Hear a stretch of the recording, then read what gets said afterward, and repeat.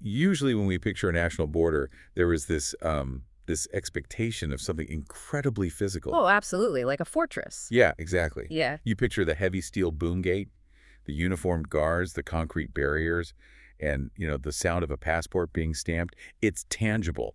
You're either in one country or you're in another. Right. But I mean, that's a very 20th century way of looking at sovereignty. We are so conditioned to look for lines in the sand, as something physical we can actually cross. But then you step into the world of modern international trade, specifically across the African continent right now. And suddenly that physical boom gate isn't the real barrier at all. Not even close. Right. We are looking at a landscape of invisible walls that are incredibly murky.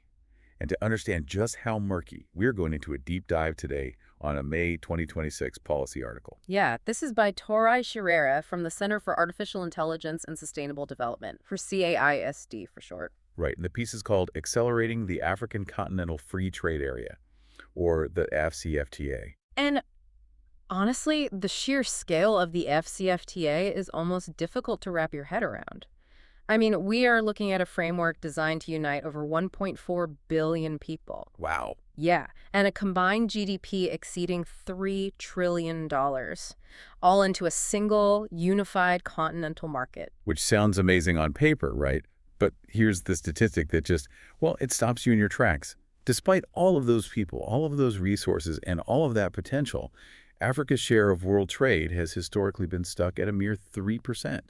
3%. It's a staggering paradox, really. You have this continent with vast endowments of natural resources, huge human capital, arable land, and yet it's effectively marginalized in global commerce. Okay, let's unpack this, because this deep dive isn't just about a trade agreement. I know that sounds dry, but this is anything but dry. Oh, definitely not. This is about a proposed civilizational shift. Carrera's article basically argues that the only way this massive historic integration can actually work is through a massive technological leap. Specifically, artificial intelligence. Exactly. KSD is pitching AI not as some, convenient upgrade, but as the structural necessity to make this entire continental market function, to actually tear down those invisible walls. So we really need to analyze not just what this monumental agreement is, but why it's currently struggling on the ground, and crucially, how CSD proposes using AI to smash through the administrative bottlenecks that are holding it back. Right. Because before we can understand why we suddenly need supercomputers and machine learning just to move a shipment of goods, we really have to understand the historical mess the AfCFTA is trying to clean up. Yeah, what's fascinating here is that the founding logic of the AfCFTA is rooted in a really sober diagnosis of Africa's historical economic pathologies. Right, the stuff that's been holding them back for decades. Exactly. Prior to this framework, the continent was characterized by deeply fragmented markets. Structurally, most countries relied heavily on exporting primary raw commodities to Europe or Asia, and usually at very low, highly volatile prices. Right, so you export raw cocoa, and then you import expensive manufactured chocolate. Precisely. And meanwhile, intra-African trade was choked by what the report calls a noodle bowl of regulatory complexity. Oh, I love that term, noodle bowl. It perfectly describes the chaos, doesn't it? It really does. Imagine trying to navigate a massive interconnected neighborhood just to sell something to a guy 3 streets over. Right. But every single street you cross has a different toll booth. And every toll booth requires a completely different currency. And every operator hands you a completely different, totally contradictory rulebook for what you're even allowed to carry. Exactly. It's a nightmare. And those overlapping rulebooks didn't just impose punishing transaction costs. They actively suppressed the development of regional value chains. Because it was just too expensive to move things around. Exactly. You couldn't build complex cross-border industries because moving parts from one country to another was just prohibitively expensive. So you had a continent trading extensively with the rest of the world, but remarkably little with itself. So the ambition of the AfCFTA is to essentially take a machete to that noodle bowl. They want to progressively eliminate tariffs on 90% of goods by 2034. And they're aspiring to 97% duty-free trade by 2035. But it's really vital to understand the underlying strategy here. Under the African Union's Agenda 2063, this isn't just a free trade deal. It's bigger than that. Much bigger. It is an industrial policy framework. It's designed to structurally transform African economies by nurturing continental industrial capacity so they are no longer just exporting those raw materials. So put yourself in the shoes of a small business owner in that old noodle bowl environment. Say you're manufacturing leather shoes, right? Yeah. The high transaction costs completely punish you, the local entrepreneur, while heavily favoring massive international corporations who actually have the legal departments to navigate the mess. Right, they can absorb those costs. Exactly. The AfCFTA is supposed to level that playing field for you. And it is a grand historic vision. But a grand vision still has to collide with operational reality. And looking at the landscape in early 2026, the reality on the ground is highly uneven. Right, let's look at the scorecard. By early 2026, 54 out of the 55 African Union member states had signed the agreement. Which is incredible. The only holdout is Eritrea. Yeah, and 50 of those states have formally ratified it. I mean, by the standards of international treaty making, maintaining that level of political consensus is frankly remarkable. It is, but wait, I have to push back here. If 50 sovereign states have ratified this, why is the continent still divided? Like, what is the actual mechanical difference between a parliament signing a piece of paper and a trader actually moving those leather shoes across a border without paying a tariff? Oh, that gap is everything. Ratification is essentially just a political act. It just means a government agrees with the treaty in principle. Okay. Operationalizing trade is a technical act. The AfCFTA operates on a principle of variable geometry. Variable geometry. That sounds like a polite way of saying progress is happening at drastically different speeds. That is exactly what it means. We can basically break the continent down into 3 distinct tiers right now. Okay, let's look at the top tier first. Who's actually making this work? So the high-performing tier consists of about 25 states. Countries like South Africa, Egypt, Kenya, and Ghana. These countries haven't just ratified the treaty, they've actually gazetted their provisional schedules of tariff concessions. Meaning they've taken the international agreement and physically rewritten their own domestic tax codes. So when a truck rolls up, the border guard actually knows not to charge the tariff. Precisely. They have legally embedded the cuts into their national systems and commenced preferential trade on 90% of their tariff lines. Wow. And within this group, a subset of 5 East African community members, so Burundi, Kenya, Rwanda, Uganda, and Tanzania, they have gone even further. Well, what did they do? They are the only ones to have gazetted specific commitments for trade and services, not just physical goods. Okay, that's huge. And the CISD report also highlights the Guided Trade Initiative, right? The GTI. It acts as like a pilot program to stress test the real-world logistics. Yes, and that initiative now has 38 states actively trading goods. Plus, there was a massive milestone in March 2026 where 100% of the rules of origin were agreed upon, even for historically contested sectors like textiles and automotive parts. We will definitely come back to those rules of origin because they are crucial to this whole thing. But first, let's drop down to the medium-performing tier. Right. So this is another 25 states, including countries like Angola and Zambia. They have had their tariff offers technically verified by the AfCFTA Secretariat, but they are stuck in the administrative mud. Meaning they want to trade, but their bureaucratic engines are stalled. Exactly. They face delays in passing the enabling national legislation, or they just lack the institutional capacity within their trade ministries to, harmonize their old regional trade commitments with the new continental ones. And then there's the least performing tier, the non-signatory, Eritrea. The states that signed but haven't ratified, like Libya and Sudan. Right. And critically, states that ratified but submitted absolutely no tariff offers to the Secretariat, like Somalia and Djibouti. Because they haven't submitted those offers, they are completely excluded from the benefits of preferential trade right now. So if we step back, you have this grand vision of unity, but a reality that is deeply, deeply fractured. If we connect this to the bigger picture, this 3-tiered reality is incredibly dangerous. It risks entrenching a 2-speed Africa exactly at the historical moment when continental solidarity is supposed to be peaking. Because the integrated economies get more integrated, attract more investment, and grow, while the marginalized states fall further behind. So what is actually keeping those medium and low-performing states trapped? We have to move past just talking about tariffs, because the CISD report outlines 6 major structural obstacles. Right. Tariff elimination is just the headline, but it's the hidden walls that do the real damage. The first barrier is that gap we just discussed between political ratification and legal gazettement. The technical capacity gap. Yeah, you need a well-staffed, highly competent trade ministry to rewrite national tax codes without completely breaking your domestic economy. And many states simply don't have that capacity. Then barrier 2, non-tariff barriers, or NTBs. We're talking about terrible physical infrastructure, duplicative customs procedures, inconsistent standard certifications, all that stuff. The reality is the cost of paying a bribe to a corrupt border official or, waiting 3 weeks for a truck to clear a congested port, that completely wipes out any margin you save from a 0% tariff. Yeah, absolutely. Barrier 3 is the underdeveloped services liberalization. Which is huge. If the entire global future relies on the digital economy, IT, and financial services, well, leaving services out of the trade loop is a massive blind spot. But barrier 4 is perhaps the most tragic. It's the exclusion of micro, small, and medium enterprises, the MSMEs. Here's where it gets really interesting and honestly incredibly frustrating. MSMEs make up the overwhelming majority of African businesses. They are the backbone of the economy. Exactly. They are supposed to be the main characters of this story. But to actually get the tariff discount, you have to prove your product was genuinely made in Africa. You have to provide rules of origin documentation. And we really need to explain why those rules exist. They aren't just there to be annoying.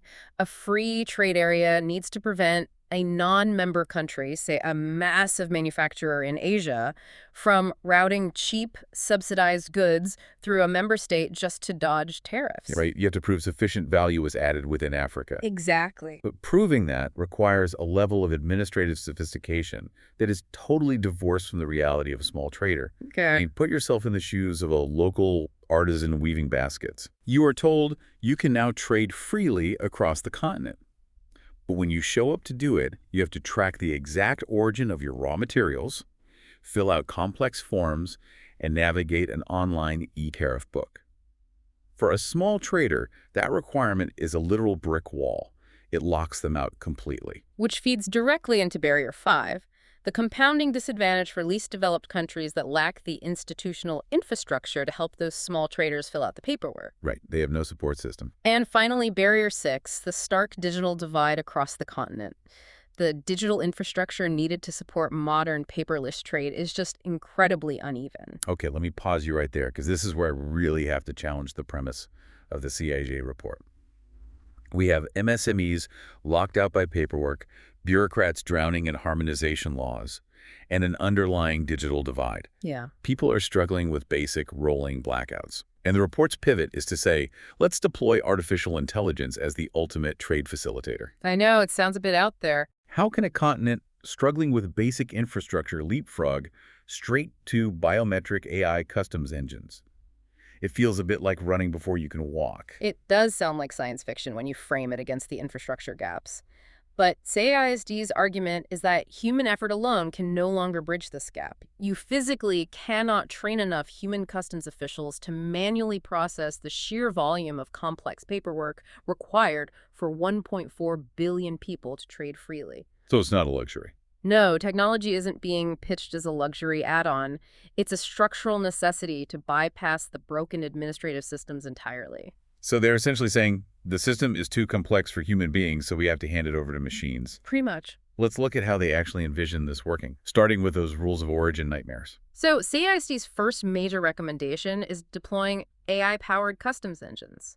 Think about the manual validation of those rules of origin. It's slow, it's prone to human error, and frankly, it creates a massive surface area for corruption at the border. Oh, for sure. CISD proposes machine learning models trained on vast data sets of trade flows. So instead of a human guarding the gate and, reading a 500-page manual, an AI system instantly cross-references supplier declarations against historical ledger data.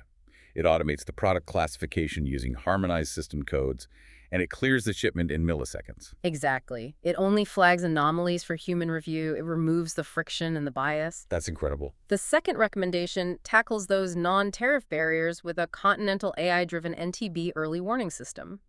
Right now, the system is entirely reactive. Right. Something goes wrong, and then you complain. Yeah, if your truck gets stuck at a border because a country randomly imposes a new arbitrary inspection rule, you have to formally lodge a complaint through an online portal. And by the time the complaint is actually heard, your goods have spoiled and the damage to trade is already done. Exactly. Say ISD wants a proactive model. They envision an AI system continuously ingesting massive streams of data, satellite imagery of truck queues at borders, port handling times, weather patterns, and regional economic data. Hmm. By applying predictive analytics, the AI spots the bottleneck forming before it crystallizes into a formal trade dispute.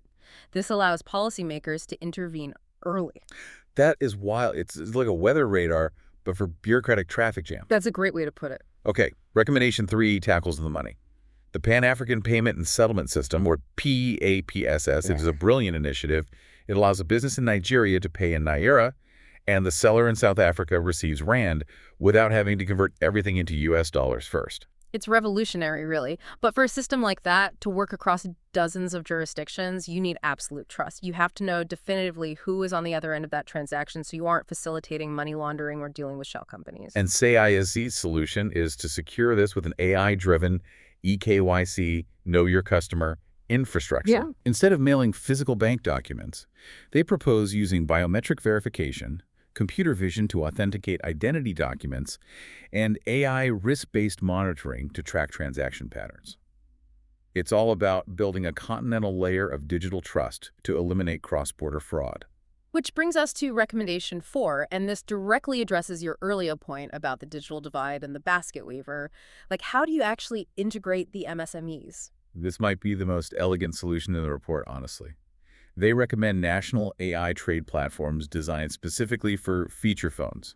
Basic cell phones, not expensive smartphones. Right, the kind of phones people actually have. Exactly. They propose using natural language processing and voice interfaces. So a rural trader doesn't need to navigate a complex web portal or, even know how to read a customs manual. Exactly. They could literally just speak into their basic phone in Swahili, Hausa, or Amharic. They just say, I want to sell 50 baskets to a buyer in Kenya. And the AI just figures it out. Yes. The AI processes the natural language, translates it into the correct harmonized customs codes, matches them with a preferential buyer, and outlines the logistics pathway. It turns a massive exclusionary bureaucratic labyrinth into a helpful multilingual pocket guide. It treats inclusive trade as a basic infrastructure right. This raises an important question, though, which leads directly to ASD's final recommendation. Who actually runs, audits, and maintains all of these incredibly complex AI systems? That's a really good point. I mean, you can't just buy an AI customs engine from a tech company in Silicon Valley, drop it into an African port, and expect it to reflect the nuances of local trade dynamics. Right, because if you do that, you just replace the old trade dependency with a new form of digital dependency. Precisely. That's why Recommendation 5 calls for the establishment of continental AI research and capacity-building hubs for trade administration. These would be dedicated nodes across the African Union's 5 regions, specifically focused on human capital. So they need to train the local customs officials, trade ministry staff, and dispute settlement practitioners in AI fundamentals, trade data analytics, and the ethical governance of algorithms. Because the people operating the border still need to understand how the algorithmic gatekeeper is making its decisions. Absolutely. Without a massive investment in local human capital, the technological solution will just fail. You have to build the local expertise simultaneously with the digital infrastructure. It's non-negotiable. So what does this all mean for you listening? Let's bring this all together. The AfCFTA is a historic, truly monumental project. Uniting a fragmented continent of 1.4 billion people is an incredible diplomatic achievement. It really is. But CSD's report is a warning that celebration cannot become complacency.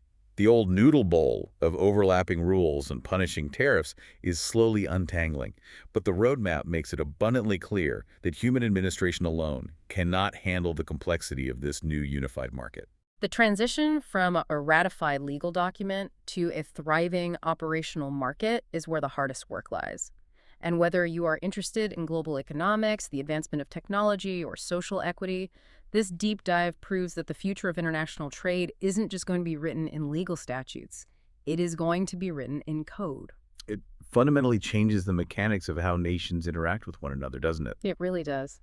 And I want to leave you with a final thought to mull over. If we actually implement this vision, if AI systems become the ultimate arbiters of complex rules of origin, if machine learning models dictate customs clearance, risk assessment, and identity verification, The very concept of a national border is shifting profoundly. Because it's no longer tied to physical geography in the same way. Think back to how we started this conversation. The border of the future might no longer be that physical checkpoint with a boom gate, a uniformed guard, and a rubber stamp. Instead, it could be an invisible, algorithmic gatekeeper operating quietly in the cloud, processing data at the speed of light. As we automate these massive systems to promote free trade and tear down the old walls, we have to ask ourselves, are we actually erasing borders, or are we simply digitizing them in ways that we can no longer see? Wow. That is a fascinating and slightly haunting thought to end on. From heavy concrete to invisible algorithms. Thanks for joining us on this deep dive.